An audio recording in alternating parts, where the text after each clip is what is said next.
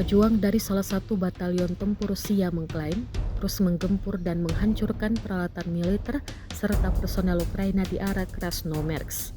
Dalam rekaman yang diunggah di Telegram Sabtu 2 Agustus 2025, tampak sejumlah drone menyerang kendaraan militer dan memburu personel Ukraina yang tampak berkeliaran di wilayah tersebut.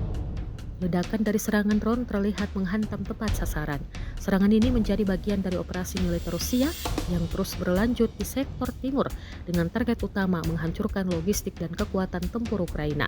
Hingga kini, belum ada tanggapan resmi dari pihak Ukraina terkait klaim tersebut.